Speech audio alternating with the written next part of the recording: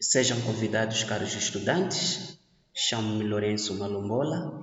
Irei fazer uma introspecção sobre a história da administração. Irei também apresentar os fundamentos que norteiam o surgimento da administração. De referir que, baseando-se na história da administração, é difícil definir até que ponto os homens da Antiguidade, Idade Média e o início da Idade Moderna tinham a consciência de que estavam praticando a arte de administrar.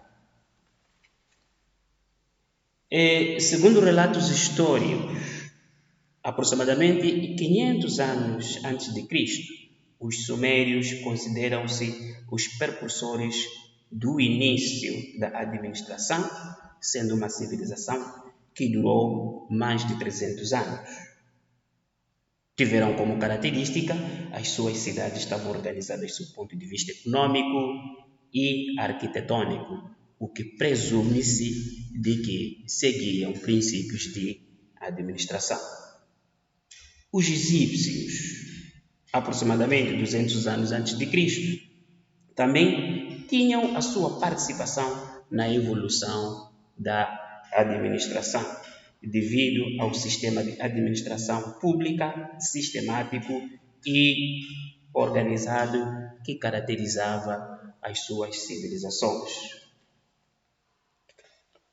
1500 anos depois, os chineses também tiveram a sua participação com base na Constituição do Show, com 8 regulamentos e regras da administração pública. O Império Turco-Otomano, que se desenvolveu por volta de 1300 anos depois de Cristo e que durou até ao final da Primeira Guerra Mundial, civilização otomana, com sua forma de administração dos feudos, tendo domínio de navegação e domínio do comércio no mar Mediterrâneo. Por volta de 1453, conquistou Constantinopla e tendo também indícios de prática de fundamentos de administração. Temos, por outro lado, as duas instituições que influenciaram fortemente no desenvolvimento da estrutura da administração, nomeadamente a Igreja Católica Romana e as organizações militares. Por parte da Igreja Católica Romana, ao longo dos séculos, a Igreja se estruturou com uma hierarquia de autoridade, coordenação funcional para assegurar a integração da sua estrutura e também se notabilizou na administração financeira. Para o lado das organizações militares, influenciou no aparecimento das teorias da administração e teve influência na formação da hierarquia das organizações.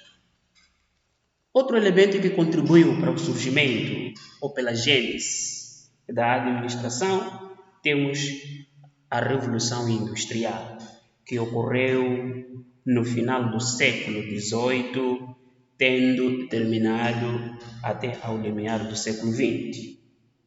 Com a invenção da máquina a vapor, contribuiu significativamente sobre o processo de produção. De referir que a Revolução Industrial teve duas fases, nomeadamente a primeira fase de 1780 a 1860, sendo caracterizada pela Revolução do Carvão. A segunda fase, sendo de 1860 a 1914, sendo caracterizada pela Revolução da Eletricidade e derivados do petróleo. De referir que, no fim da Revolução Industrial, as organizações começaram a ter comportamento diferente em relação à gênese da administração, caracterizado por um crescimento acelerado e desordenado das empresas, que passou a exigir uma administração científica capaz de substituir o empirismo e a improvisação que reinava na gestão e administração das organizações antes da Revolução Industrial. Depois da Revolução Industrial, segue-se a fase da era clássica da administração, baseada no desenvolvimento de métodos de pesquisa, avaliações, para se chegar à eficiência e eficácia organizacional. Tivemos alguns modelos, nomeadamente a administração científica de Taylor, que ocorreu nos Estados Unidos no século XX, tendo como precursor o Frederick Winslow Taylor, 1856 a 1915. Taylor focou-se na divisão do trabalho, enfatiza a questão de divisão da tarefa em tempos e movimentos. Para Taylor, a organização era comparada a uma máquina fechada, desvinculada do mercado.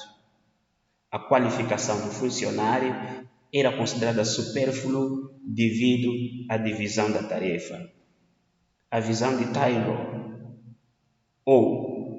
observava a organização de baixo para cima, ou partindo das tarefas dos funcionários das fábricas até a um nível mais alto.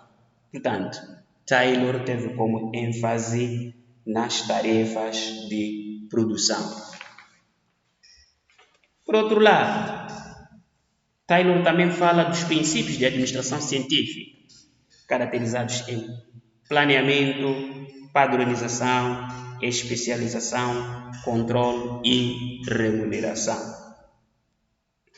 Depois de Taylor, segue-se a teoria clássica, tendo como precursor Julius Henry Fayol, 1841 a 1925. Fayol fala das funções da administração, nomeadamente planeamento, ou planear, comandar, organizar, controlar e coordenar. A organização deve estar bem estruturada e deve ter um bom comando para que possa alcançar a eficácia e a eficiência organizacional. Portanto, Fayol tem como ênfase na estrutura organizacional e olha a organização de cima para baixo, contrariando aquilo que o Taylor defendia, que as organizações deviam ser olhadas a partir das tarefas, a partir do nível mais baixo para cima. De seguida também segue-se a Escola das Relações Humanas, que ocorreu em 1930, por volta de 1930. Teoria das Relações Humanas de Eldon George Mayo, 1880 e 1949. A teoria comportamental, ela tem outra maneira de ver a organização, né? Sendo um movimento de oposição à teoria clássica da administração, que tem como enfoque humanizar e democratizar a administração, não é? Segue-se aquilo que se chama a substituição do homem econômicos para homem social. Dissemos que a teoria de Taylor estava focada nas tarefas, a teoria de Fayol estava focada na estrutura organizacional. Portanto, Taylor dizia que as organizações, para atingir uma eficácia e uma eficiência, as tarefas deviam ser divididas em tamanhos pequenos e cronometrados também através de tempos e movimentos. Enquanto que Fayol dizia para as organizações poderem atingir a eficácia e a eficiência, não é? Deviam estar bem estruturadas e deviam ter também um comando bem atualizado. Por outro lado, a teoria das relações humanas tem enfoque nas pessoas, não é? A ideia era humanizar e democratizar a administração, com visão de que os trabalhadores eles também têm um papel extremamente importante para o aumento da produção e produtividade das organizações, sendo a Escola das Relações Humanas fortemente influenciada pela filosofia pragmática e psicologia dinâmica e também tendo sido influenciada pelas experiências de Outen. De seguida temos a teoria comportamental, influenciada pela hierarquia das necessidades de Maslow. Maslow dizia que as necessidades estão estruturadas numa hierarquia, numa pirâmide, sendo as necessidades de base as fisiológicas, de seguida temos segurança, social, realização e autorrealização. Portanto, para atingir a satisfação, devia ser obedecida esta hierarquia. Por outro lado, temos também as influências da teoria X e Y de MacGregor, tendo duas visões sobre o desempenho de um trabalhador. De um lado, uma visão X e do outro lado, uma visão Y, sendo visões antagônicas. De seguida, por volta de 1950, temos a teoria estruturalista, preocupada em integrar todas as outras teorias, nomeadamente a teoria da administração científica de Taylor, a teoria de Henry Fayol, temos a teoria das relações humanas, não é? Procurou olhar quais são os pontos fortes de todas essas teorias e tentou seguir quais são os seus aspectos que iriam contribuir para a eficácia e a eficiência organizacional. Aqui na teoria do estruturalista temos como foco teoria das organizações de Max Weber, de 1864 a 1920, que se baseia na racionalidade, tendo como enfoque a adequação dos meios aos objetivos ou fins para que se obtenha a máxima eficiência e eficácia organizacional.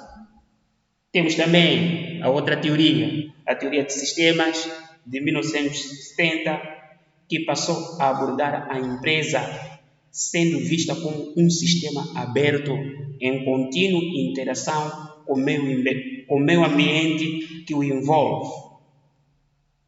A teoria geral de sistema busca resolver os problemas recorrentes da interdisciplinaridade, nomeadamente a química, a biologia e a química, biologia, física, sendo olhada ou sendo ciências que poderiam ajudar no desenvolvimento das ciências de administração.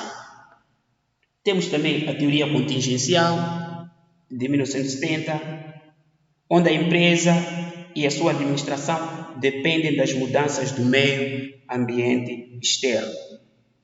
Para a teoria contingencial, o ambiente interfere nas organizações.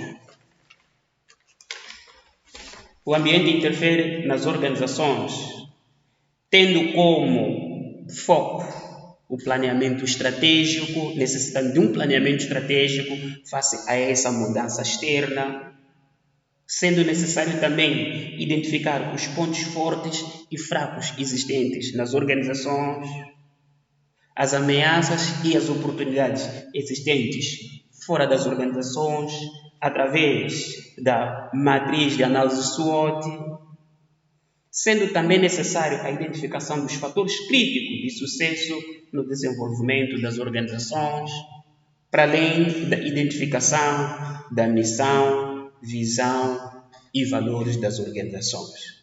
Portanto, estes são alguns modelos de administração ou algumas visões de administração, algumas teorias que ajudaram no surgimento da gênese da administração. Muito obrigado, caro estudante.